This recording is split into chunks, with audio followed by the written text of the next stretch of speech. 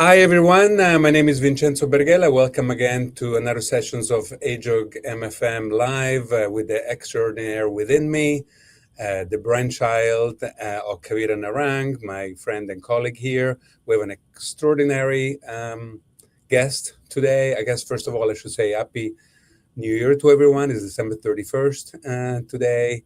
We'll wish everyone a wonderful New Year, and Kavita, take it away. Thank you so much, Vince. And yes, good morning, good afternoon, good evening to all our visitors from all over the world, and a very happy new year to everyone. And to wrap up this beautiful year, we have a very, very special guest with us today, which I'm so grateful for your time, Dr. Uma Reddy, to give us this hour on this final day of the year. To everyone, Dr. Reddy is currently the Vice Chair of Research and Professor of OBGYN at Columbia University in New York. She's also the Principal Investigator for the MFMU Network at Columbia and and previously served as the Medical Officer at the NIH in the Pregnancy Branch. In addition to her clinical and research work, Dr. Reddy is a very respected educator and mentor in the field and loved by everyone that's had the opportunity to work with her. This new year also brings a very exciting opportunity as she transitions from her role at Columbia and will be moving to Yale to be the executive vice chair of the Department of OBGYN and Reproductive Sciences. We are so, so grateful to have you here with us, Dr. Reddy. And, as always, we start all our sessions with a bit of gratitude. So I'll pass the mic to you and maybe share something you're grateful for. And thank you so much for being with us. Well, thank you, Kavita and Vincenzo. It's really an honor to be asked to do this, and I'm really excited about the upcoming new year. So happy New Year, everyone. I feel that I have so much to be grateful for, first and foremost, my family. My husband of 32 years has been, an incredible support to me and has kept me grounded. My parents. My dad has passed away, and my mom is 88 years old, and they raised the three of us. I'm the youngest of three girls.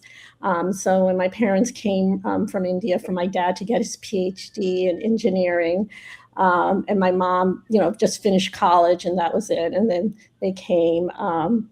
They instilled in the three of us that we could do anything, that anything was possible, and to think big.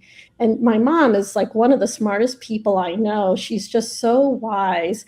And she ended up working for a Metropolitan Insurance Company doing actuarial work. She's very good with numbers. So she retooled herself to be able to do that work while, we were young. And, a few years ago, she said to us that she actually had gotten into medical school, but her father said she couldn't go, and so she didn't go. And, I realized we're incredibly great. I'm incredibly grateful for the opportunity that I've had to go to medical school and to be a doctor. And so I think, I'm so grateful for that. I'm so grateful also for my education. So I grew up in New York. In sixth grade, I was asked to take a test for Hunter College High School. My parents didn't know anything about it. I took the test. I got in. I had to take a subway ride for 45 minutes to go to the school. My friend got in. And so my dad's like, okay, well, the two of you can travel together and you have a big buddy. They assigned an eighth grader who was also from the neighborhood to go with us, who was going to school. And so he said, okay, if you had to take a test, it must be a good school. So we'll go ahead and let you go. And that was an incredible opportunity that, meeting kids from all over New York City, motivated, bright, it was diverse. That set my trajectory, that I'm so grateful that I had an excellent public school education. And then the last thing I just wanted to mention was this past year has been really hard for people like me who've been in research with the terminated grants. I had a terminated grant focused on maternal health equity and improving outcomes in New York City and New York State, and the incredible support all around the country from people I didn't even know. OBGYN colleagues, MFM colleagues, trainees, even just reaching out and saying, we're so sorry, we've heard about what happened to you. Hope you're, stay, we support you. And, the incredible support from all around the country from our field was really inspiring, and, gave me the motivation to continue to try to, get it, restart it again. And it did. So I'm just so grateful. Wow. Wow, that is so beautiful. Thank you so much for sharing all of that. And I feel like that's such a wholesome and reflective gratitude. And it got me thinking about so much about my journey this year too. So no, thank you so much for sharing that. And we'll have lots of questions to touch on based on all the stories you already started sharing, which was wonderful. But Vince, I'll pass it to you to share something you're grateful for as well. Well, I'm grateful for Uma, here today. I actually just came back Sunday from 9 days in Italy with my wife Federica, my rock. The 4 kids were there. My mom is 87, actually. Uma, yours is 88. She's turning 88 in 2 weeks. That's so same age. She's still alive and doing pretty good, considering the age. So it was great to see her. Took lots of pictures, and then we went to see my in-laws and parents and my sister-in-law, father-in-law, nieces, nephews. We skied in the Dolomites. It was a lot of fun. Very family-friendly and concentrated, and so I'm very, very grateful for family and the relationship I have with them. And actually, one of my nieces had a baby yesterday as well, Livia. Congratulations! Congrats to her and the new baby, new generation.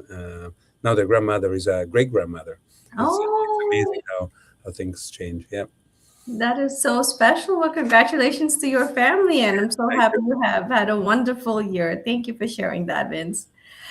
For me, I would reflect the same. I think, at the end of the day, I'm just truly grateful for all the people in my life, my family. My parents are all still back home in Thailand, and my whole family is back there. But, to be able to, I just had a lovely call with them because it's almost New Year's there already. So just my husband, my kids here, and just all the wonderful, loving people in life, whether family or work or colleagues or even beautiful mentors like you both being here and spending the hour with me and helping me learn and grow.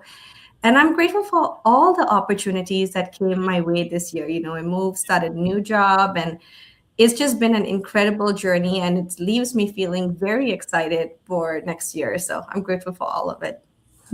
Thank you. And, Uma, so we like to jump right in, and you already kind of touched on this. One of my favorite questions to always open the session is, how your childhood shaped your career and upbringing here, and you talked about your high school and your mom, which is like so inspiring. Now, can you tell us a little bit, are your other siblings also in medicine? How has your journey been to get to this point? Yeah.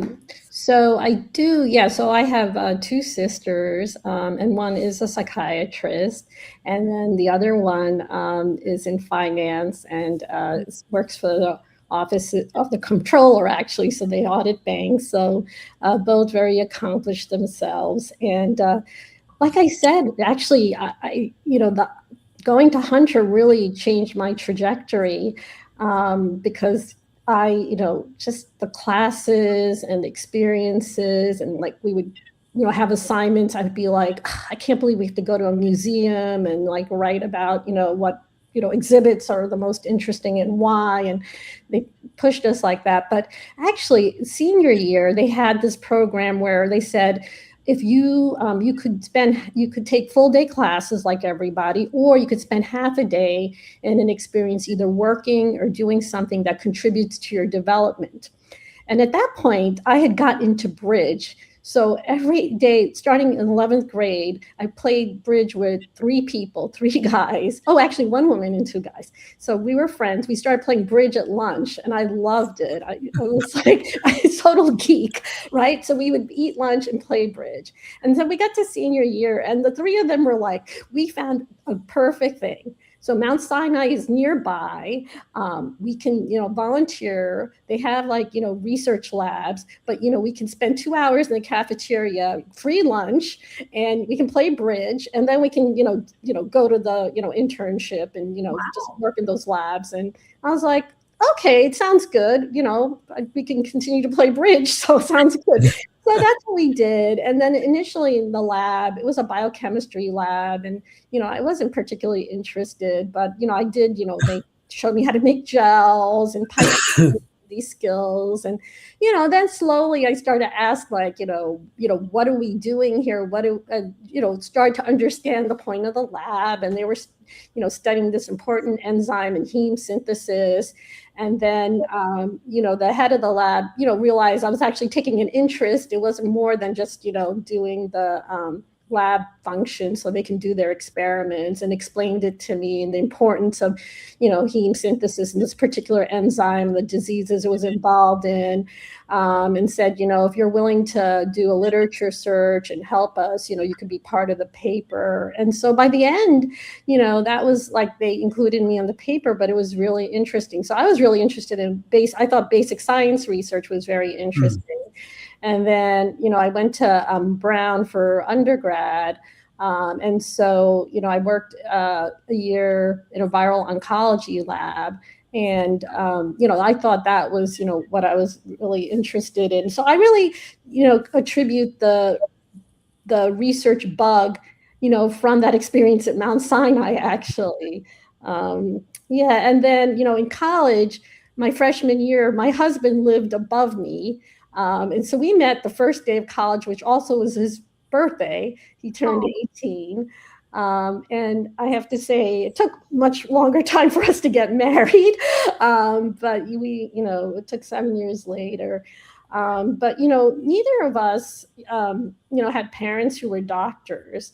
But, he too was interested. He was pre-med. He knew he wanted to do pediatrics. And so he, went to medical school at Hopkins, and I ended up doing my residency at Hopkins.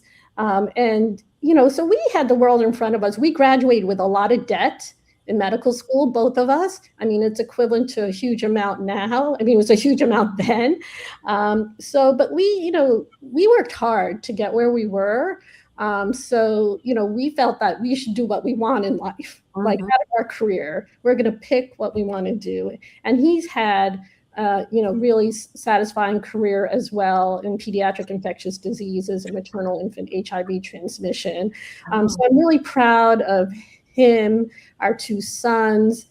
My older son, Vikram, decided late that he wanted to go to medical school and be a pediatrician.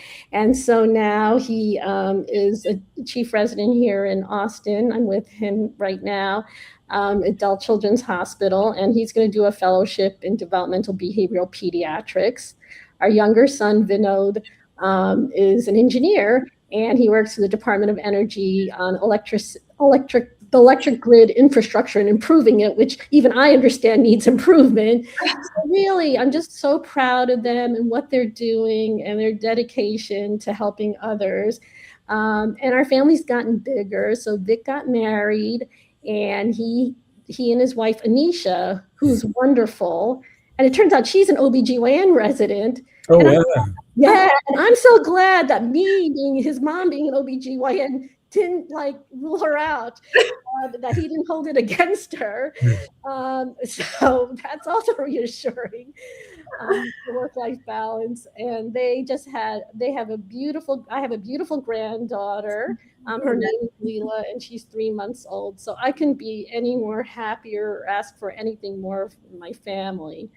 In terms of my career, you asked me, well, you haven't, but what I've been proud about my career has been, the work that I've done in identifying, gaps in obstetrics and coordinating major studies across multiple collaborators and institutions to study important questions, and being able to balance both.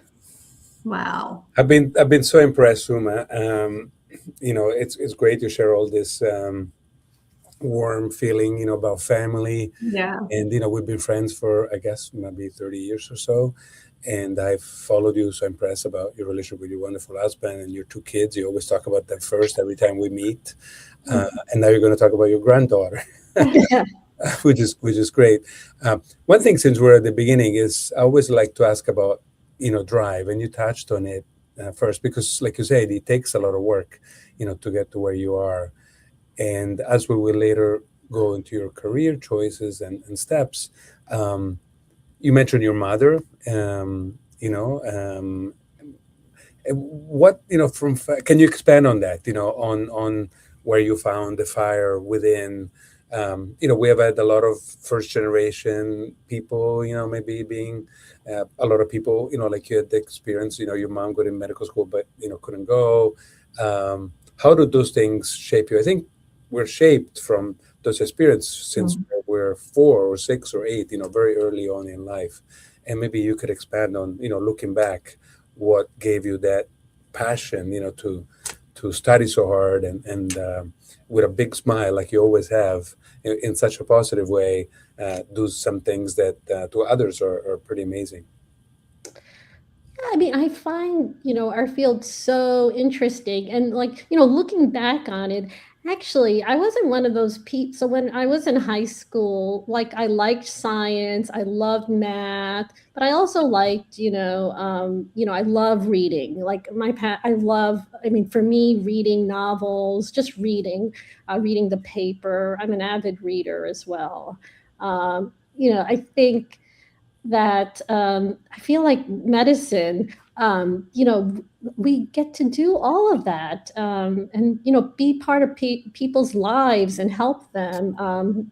And so when I finished high school, I wasn't sure about being a doctor. Actually, I had applied to, also I thought engineering. I was good. I would have been a horrible engineer, even though I'm good at math. I'm not very handy. I don't like fixing things. I kind of like delegate it to others. But I think, my experience with I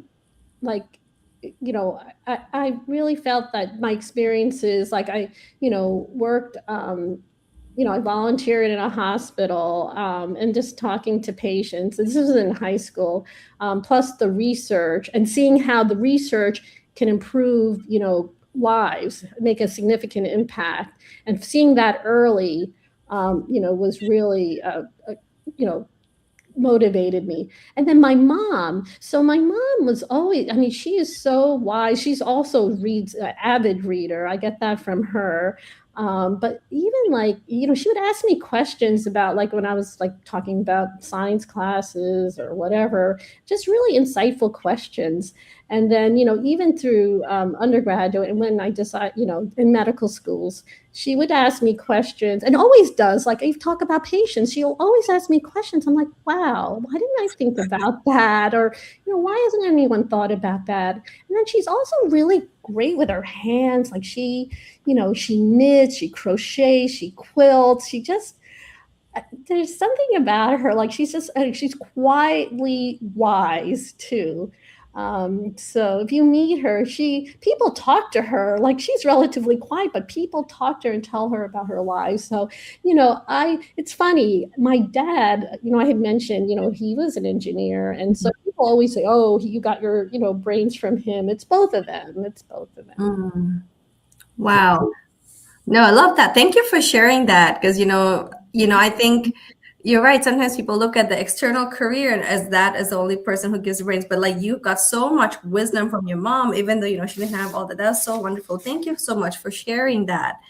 And, in your career, if you've had such a profound and successful career, for yourself, and have impacted and inspired generations of trainees after that. When you take let's say a 30,000 foot view of your career or your life, what would you say are 3 pivotal moments, that shaped your career or you? And if you can share some of the stories around those moments, that'd be wonderful. Yeah, I think one pivotal moment was in medical school. So I had not started off being interested in OBGYN per se. The second year, I was a second-year medical student, and we had pathophysiology, and we had a 2-week course on the pathophysiology of the reproductive system. And Dr. Don Kustan was leading our section of 10 people. So we were there, 10 students. And at the end of the 2 weeks, he said to me afterwards, he goes, "Wow, you did really well on the exam, and you seem very interested. Are you interested in going into OBGYN?" And then by that time, so my dad's younger sister had become an OBGYN, and I was like, no, I have an aunt who's an OBGYN, and she says it's really hard. I'm actually interested. I think, I like neurology, and I like, we had a course on that, and I like, ophtho. I think ophthalmology might be my field. He's like, "Oh, okay. Well, that's too bad. But yeah, you just seemed like you were very interested in this." And then I did my OBGYN rotation last. I purposely picked it last. So I did that you had to do all your core clerkships. And then I loved the clerkship. I had wonderful attendings. I had him again on service. And I was like, wow, this is a phenomenal field to, be part of women's lives. And I just, outpatient, inpatient, I loved all aspects of it. And just, taking care of, the entire woman and her health. And it was just so interesting. So then I did my ophtho elective, which I had been looking forward to, and I couldn't stand it. I was just so bored, outpatient. I couldn't wait till it to be over. And then after that, I had, ophtho was very competitive. So I had set up a rotation for research at Hopkins.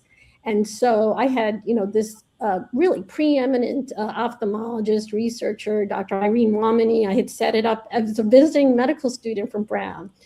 So I went down there, and, there was no email or anything. I went down, I had talked to her, multiple times on the phone. Anyway, I get to her office, and we're talking, and she's talking about the project, and she's like, "You don't seem as interested as you were before." I said, "Well, actually, I've changed my mind. I'm going to apply for OBGYN. But, I'm, like I said, I was going to work on this research project for the next 6 weeks. I'm going to work on it. So don't worry about it." She's like, "I have a list a mile long of people who want to do research with me. Don't worry about it. You should do research then in OBGYN."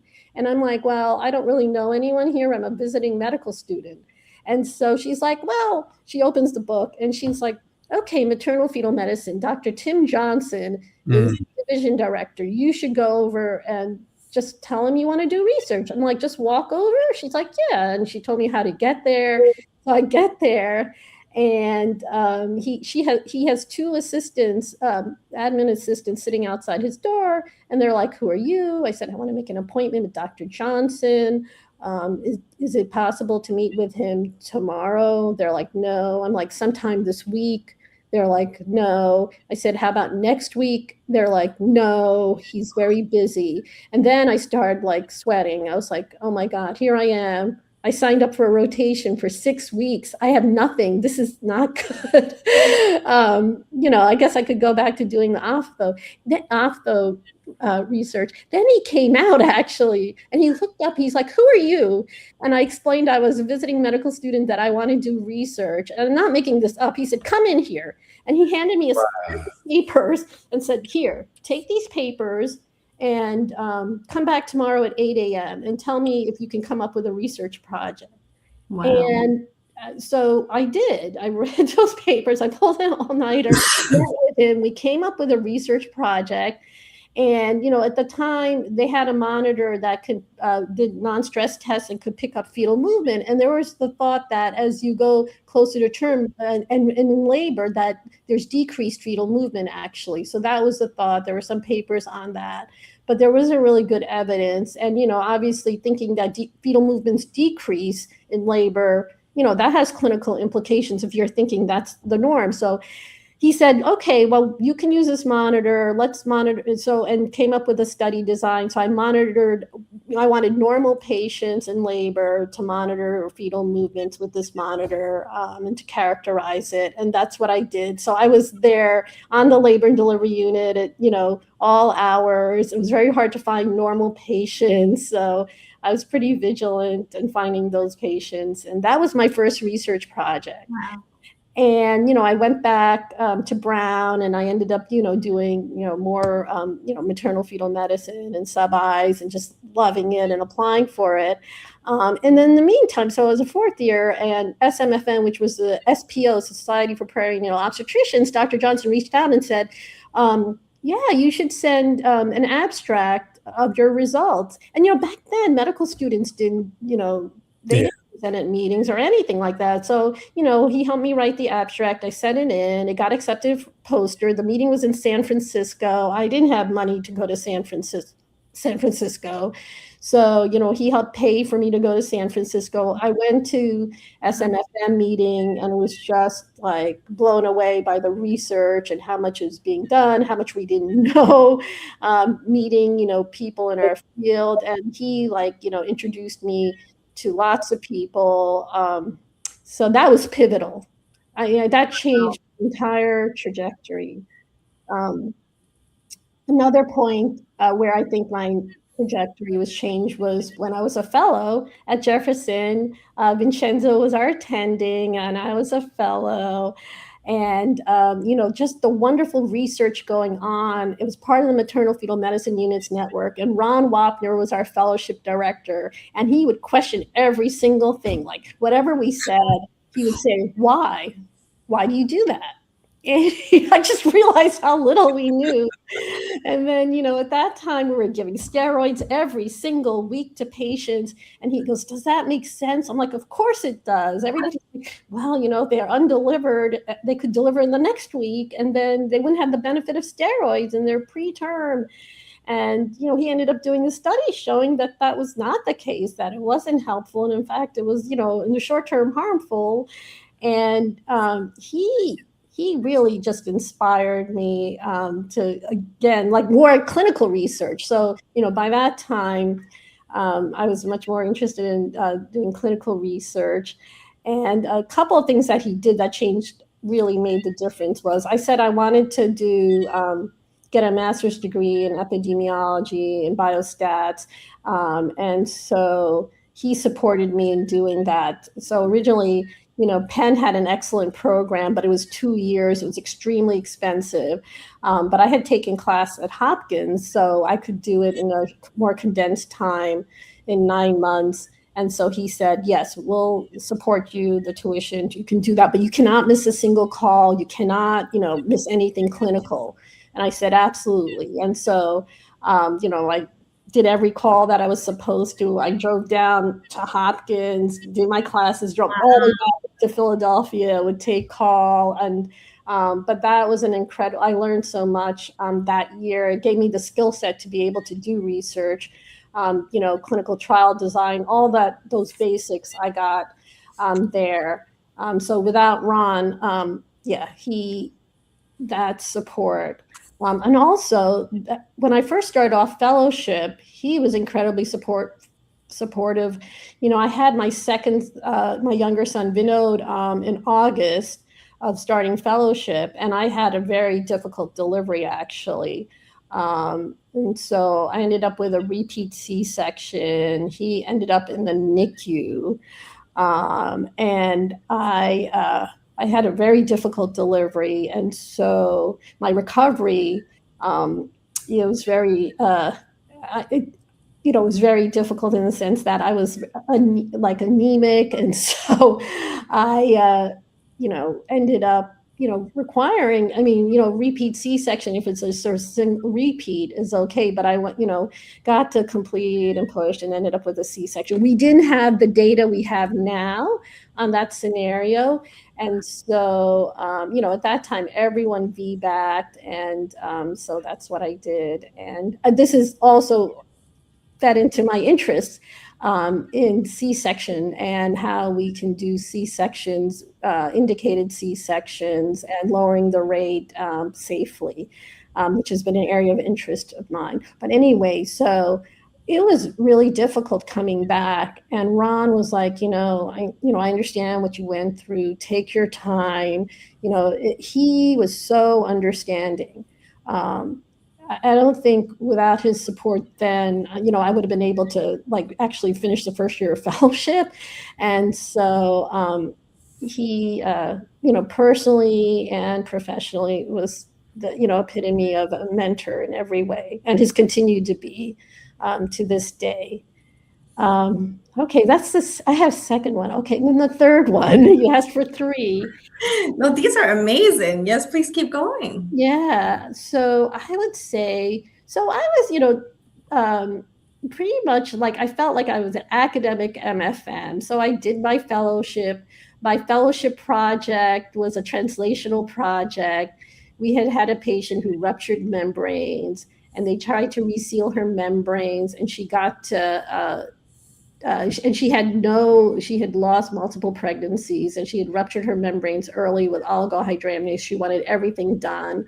And so they tried to reseal her membranes using cryoprecipitate, and she got to 29 weeks and, delivered and, had a, very preterm baby, but, baby who, survived without major neonatal morbidity. So I became interested in that. So I did a translational experiment where I took second trimester membranes. And so I wanted to do this. So I wanted to take second trimester membranes and see in the lab, what would be the best thing to reseal them, because, cryoprecipitate blood products from the patient themselves is, very involved and complicated. And there was this thing called Tisseel, fibrin glue, that they were using for ECMO to seal the catheter. So I thought maybe that would be, helpful for resealing the membranes. So where do I get second trimester membranes? Well, it turned out at Pennsylvania Hospital, there was a physician who was, very, he did a lot of DNCs. So I went and talked to him, and I said, these membranes, I'd be very interested in collecting them for this lab experiment. He's like, yeah, sure. What do you want us to do? I said, I just need you to put them in the media, and I'll come by and pick them up. So this was a different hospital, Pennsylvania Hospital. And it turned out they had their own IRB. They had a Penn IRB. So then I had to get approval from the Penn IRB for, this study. And I met with the chair. I don't know, they had me talk to the chair about my thing, who was Jack Ludmere. So here I am, from a different fellowship. Penn, has their wonderful fellowship and their research projects. And I'm from Jefferson. I explained it to him. He goes, that's a really important project. Yes, you can, I'll sign off on, your project. So I got IRB approval. Then the physician I was working with, Dr. Nemiroff, was like, so what are you doing exactly? And I explained to him. And then he's like, it would be better if you did your experiment this way, because you need to, puncture the membranes, rupture happens from inside out, or from outside in instead of inside out. So the way you puncture your membranes, I would change that. And I was like, wow. Here he is. He's just in clinical. It's very important. He's in clinical practice, but he was very interested in the research. And I said, do you want to be a part of the research? And he's like, yeah, I would like to be. And then I ended up getting a blood bank involved, and the idea of multidisciplinary research, getting people from different disciplines to work on research together, came from this project. And so this was my project. It got, published in AJOG, and it has 20 people on it, but they helped me. So really, I think that was really important. So anyway, my idea was to be an academic attending, so I took a job at University in Maryland, and, 80% clinical, 20% research. And I think the pivotal moment was, I had wanted to, when I was a fellow, I got offered a job at NIH, at NICHD intramural. So I was very interested in doing that, working half-time at NICHD and then working half-time at Hopkins. And I had pretty much that was going to be my position after I graduated. But like 3 months before, it turned out it was going to be very difficult in terms of malpractice. I would have to work, even I was working half-time, I would have to do full-time call because they would have to pay full malpractice. Anyway, bunch of logistical issues, plus the fact that my husband was about to start his pediatric ID fellowship. We had 2 young kids, childcare, and that I decided that it wasn't going to work out, and I took the position at University of Maryland in MFM. Anyway, but I had met a lot of people at NICHD, learned about its mission. So I was at SMFM and I had an oral presentation that I was presenting, and Kathy Spahn came up to me and said, you've been doing good research. I've seen, an article or 2 from you. So, have you ever thought about working at NICHD? I said, like I interviewed for intramural the week after. I said, but I'm happy. I said, I'm happy. I'm doing, the research. It's less than I want to do, but, I can only do so much. It's very hard with a very busy clinical job. Anyway, so a week later, she contacted me and Dr. Dwayne Alexander, who's head of NICHD, and they said, there was a position at NICHD that they thought I would be really good for. So I went and interviewed. And even after my interview, they said, they were interested in pharmacology, they were interested in adverse pregnancy outcomes, they needed, someone, an MFM to, lead research in these areas. But I wasn't really sure, like after the interviews, like what would I be doing exactly? But I knew that that's when I had to make a decision. And this was a risk. I was like, do I, join NICHD and leave the typical academic track, or do I continue a typical academic track? And I decided to take the risk and go. And I really, that definitely changed my career. Wow. It's been amazing, Uma, and you're painting such a beautiful picture of your life, personal and professional. I love, almost all the strokes of all the colors and things. I guess we can take it from there. I think that obviously one of your, major accomplishment among many, leading the NICHD, maternal fetal medicine unit network. Can you tell us about that experience? What for our young, listeners, inspire them about what you've done at the NICHD, what the process is, how to get involved. I know you enjoyed it, and I think it's one of the best things we have in our specialty, if not the best thing we have in our specialty still, despite the difficulty in research. So you were there for quite a few years and eventually led it. Maybe you can expand on that experience. Yeah. And, I didn't lead it when I first started. So, right. Yeah. So I needed to get experience. So, I actually started with stillbirth. So a parent had written to NICHD and said, how come, I had a stillbirth, there's no information. What research have you done on stillbirth? Mm-hmm. And at the time, they had decided to fund a study on stillbirth in the US. So that was actually the first thing I got tasked with. When I got there, was to work with actually Marion Willinger, who's a PhD neuroscientist who had been there for like 15 years. So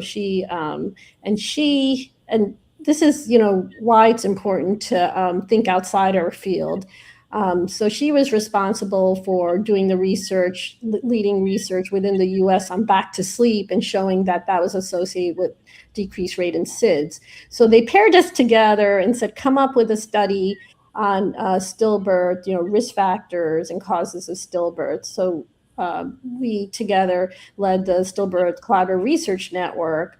And really that study was my first experience with coordinating large-scale research. And this was population-based research. So we were covering different counties in the US. And it wasn't just the 5 major academic institutions that, were part of the grant. It was hospitals community hospitals in those counties, which participated, because every patient who had a stillbirth in these counties, we wanted to approach them and do a complete workup to understand why the stillbirth happened. And then we wanted representative population of controls, women with live births, to understand the risk factors and causes. So that study was, that network, and it was 5 years, and the research we produced from that, and coordinating across sites, and then getting expert, when admitting what we don't know and getting expertise outside of centers. So really, I think that helped prepare me for the maternal fetal medicine units network. And then, I worked on other studies. I think one of the pivotal studies was a consortium on safe labor. So Jim Zhang was a perinatal epidemiologist at the time, and he came, it's been more than 15 years, he came to my office and he's like, I want to do a study on labor curves, because I don't think the Friedman curve, which was what we were using as standard of care, 4 centimeters, I don't think, it accelerates, labor accelerates, active labor starts at 4 centimeters. I have some data, old data, but I don't think so. What do you think? I said, yeah, I always thought, like, you leave, when there's delays on labor and delivery and we don't get to, section the patient, they've been 4 centimeters for hours, but we, like they had to wait for their C-section, and then you find they progressed. That happens all the time. Yeah, patience is important. A lot of people do practice patience. They don't wait, they don't instantly say, oh, it's been 4 centimeters. So I think you're right, but how could we do this kind of study? You would need you would need 100,000, labor curves. He's like, actually, you would need 200,000. Like, wow. And he goes, yeah, what do you think are the most important things that we would need to be able to do this study besides, let's say we got 200,000. So I talked to him about, like, what kind of data would be critical to collect to understand, what the labor curve would be. And I think the combination of me working with him, we ended up, doing the consortium on safe labor. We put an ad in the Green Journal because it was done on a shoestring budget. We put an ad in the Green Journal, but asking for sites who could, meet these criteria, had electronic records, had timestamps of intrapartum exams, et cetera. And so that, thinking of the important questions and how to operationalize doing them was also critical, helped us, helped me in preparing for the MFMU. And then another study I was involved with before taking on the MFMU was New Mom to Be. So there was a lot of, clinical care, MFM, if you had a complication in your first pregnancy, we would, do more intensive surveillance, and we wanted to prevent the recurrent pregnancy. But there was a recurrent pregnancy complication, but there was hardly anything on first pregnancies, women who are nulliparous. So I was like, this is the population we need to study. So I proposed twice a study, starting in the first trimester, to look at prediction of adverse pregnancy outcomes, preeclampsia, preterm birth. And I got shot down twice. It's a fishing expedition. You're not, yeah, you're right. We don't have a lot of information on first pregnancies. Yeah, you're right. If we could prevent the first, happening the first time. But then, finally, through persistence, got it approved, and we did it. And then, here we are 15 years later, and now we're understanding the relationship of adverse pregnancy outcomes to long-term cardiovascular and metabolic health. So, for me, for the maternal fetal medicine units network, doing all these other studies and getting that skill set really poised me to be able to take on the MFMU. But like getting involved, as a early stage, faculty member, fellows, it's much easier now. When I was in Jefferson with you, Vincenzo, we helped recruit for those studies, but, trainees were not, particularly involved at the sites otherwise. Now, the data sets are being made publicly available through NICHD. They have a data archive, specimen hub, so you can access studies. You can access, through the sites themselves, more recent studies. But so anyway, as you could propose studies to the MFMU. So it's much easier to get involved. Wow. I could just listen to you share all day. I'm like, this is a beautiful story. It can keep going. I wasn't ready for it to end. It's amazing. Thank you so much for sharing all that. Yeah, it's just, hearing you talk about your journey, it gets me excited about research. You're so passionate about it. Your drive comes through so beautifully. Thank you so much for sharing all that. Along your whole journey, I'm sure there's been, of course, challenges and, like that times when things went excellent. And, can you share a little bit, anytime if you hit a roadblock or things got hard, what is a certain mindset maybe that helped you push through, or what are some core values you hold with you as you go through your journey, in life or in medicine? Yeah, no. So yeah, I had challenges. I would say, first of all, like during fellowship, I mentioned how I had a complicated delivery, and it took just physically, time to recover from that, and even mentally, because you as an OBGYN and an MFM fellow to have 2 C-sections and to have a repeat C-section. And I, and both my boys were in the NICU. And of course I was like, I could kick myself, you blame yourself. Like first time, my son was in NICU for rule out sepsis. The second time, my son was in the NICU. He was jaundiced. He had a subgaleal hematoma, which thankfully he didn't need to be transfused, but was very, concerning. So, I think, fellowship was very challenging with that, and, childcare. And thankfully I was having difficulty finding childcare. We found a wonderful nanny.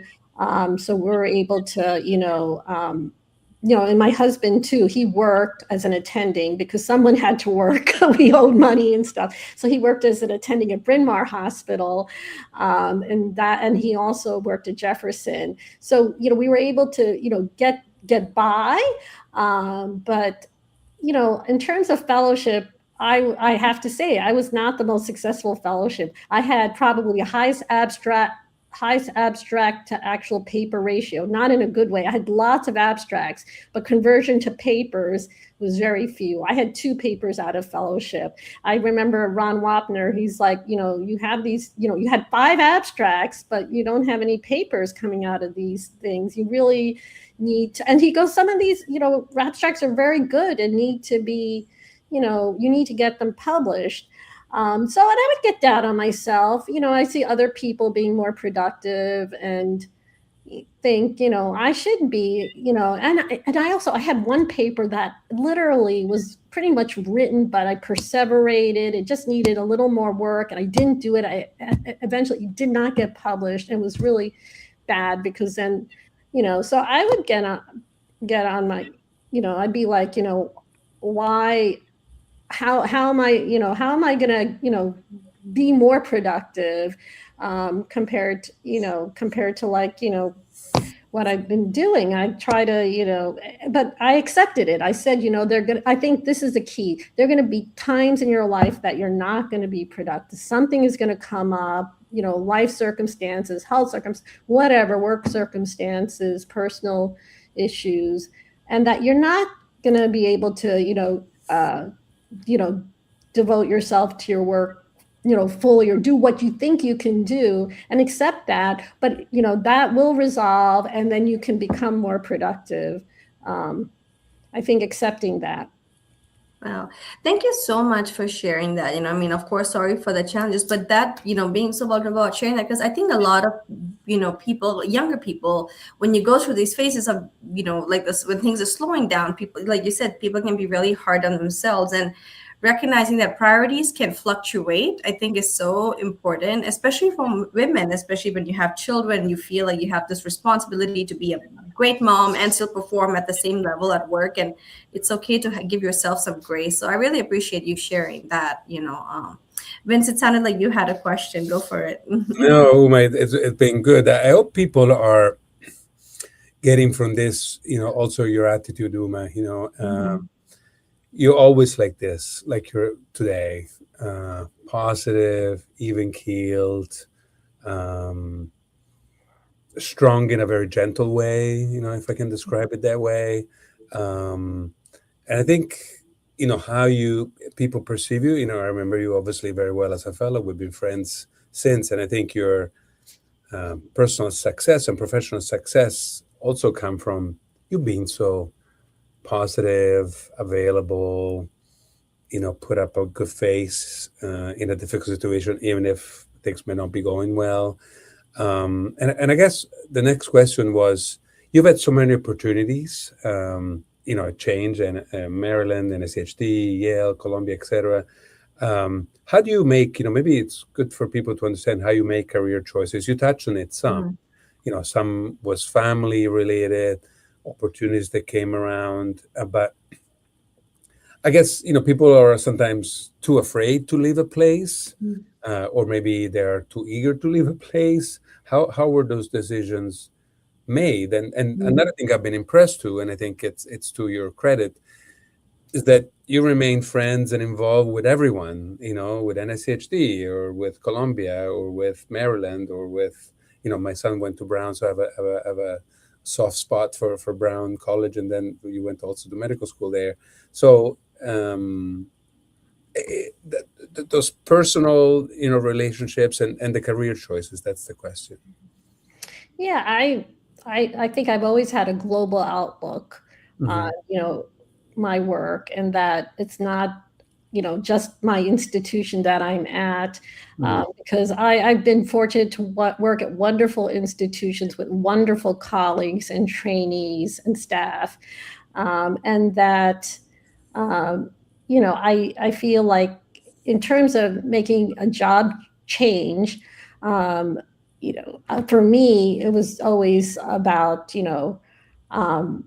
what am I interested in? So I feel like you should trust your intuition, and like, what are you interested in? What makes you satisfied? What do you find rewarding? Because I do, initially in my career, research, even though it was clear from the beginning I loved research, that until NICHD, it was hesitant, it was hard, it was hesitant about it because it was taking a gamble. But, what satisfies you and where can you do that the best, should be driving you. I shouldn't be, I should be doing, like, you shouldn't be doing activities or committees or whatever because it looks good, or you should, we've gotten to this point in our careers. And by being an OBGYN resident, it's taken an incredible amount of work. So your career is important. It should be satisfying. And that should, drive your moves, basically, I think. That's what's, so seeing, what resources a place has, the mentorship, their capability areas that you're interested in. Because I think, all of us, academic medicine, what keeps us in academic medicine, for all of us, clinical care, making a difference in patients' lives, that's incredibly rewarding. Having patients, have a good outcome, and, they're so thankful for the care. That's all the reward we need in our field. But even, we have bad outcomes, helping the family cope with that, the grief, being there, showing that you care, facilitating that is so important. So I feel like our field, we're very, lucky. It's incredibly rewarding, and it's tough. So I think finding the other than clinical care, what, you're interested in. For me, it was research. Other people are very interested in administration and how to deliver, clinical care, teaching, whatever it is. Positioning yourself in getting a job that you can do that. And you may not be able to get that right away, right? Because, some of these positions, you need experience, but, being patient with yourself too. If I can expand on that, Kavita, real quick. Yes, please. So it sounds like, you kind of decide what you like to do, design your perfect day, and try to find the institution where, that perfect day, can be done, and that may change over time.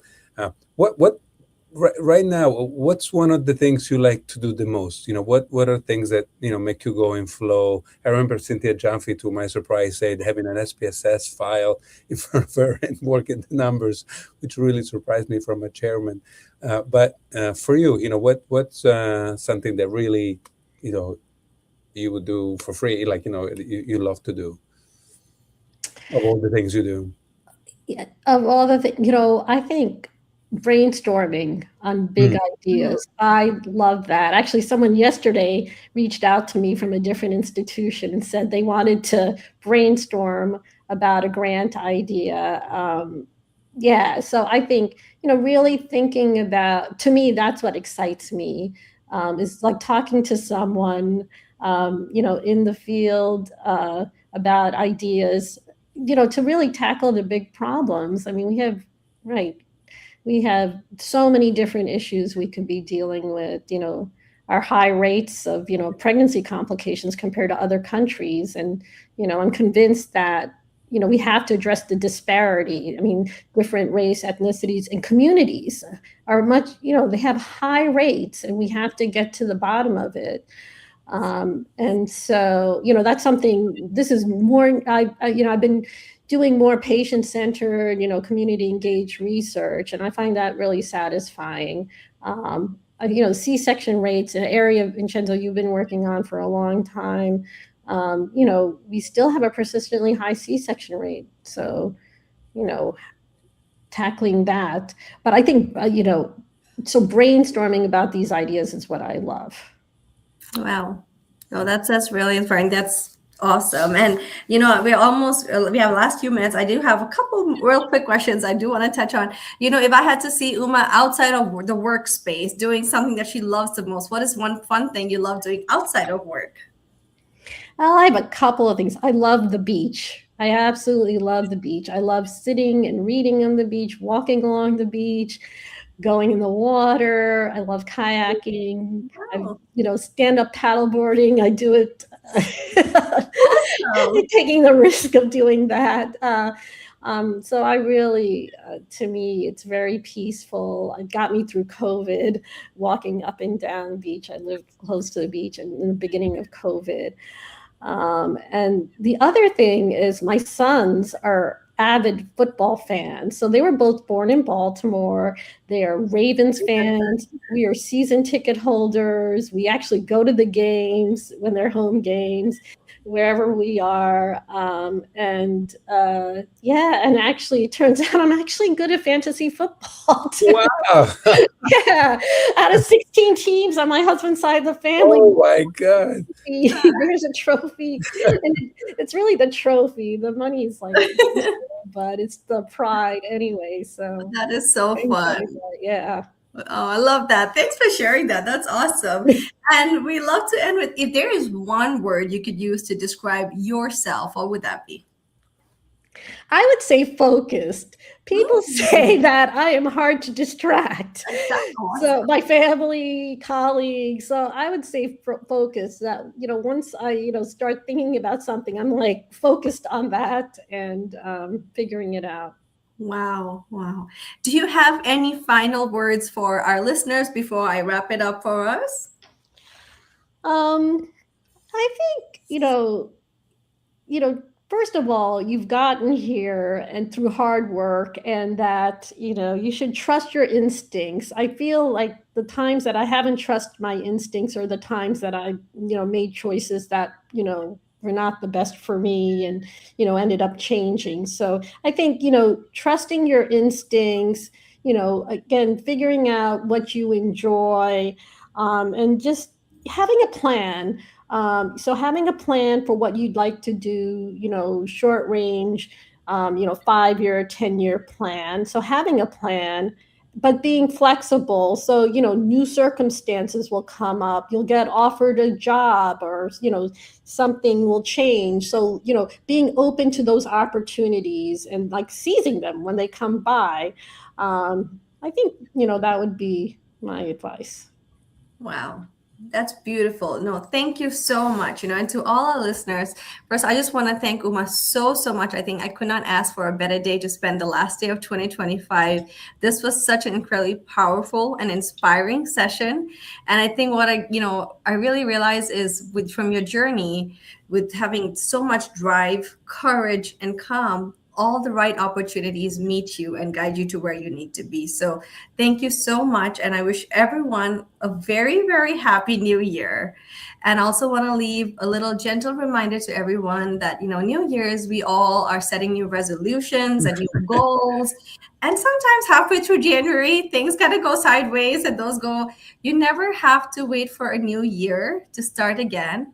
Every new day, you have the same opportunity to start again. So I hope 2026 is an amazing year for everyone. And thank you, Uma and Vince, again for this incredible session.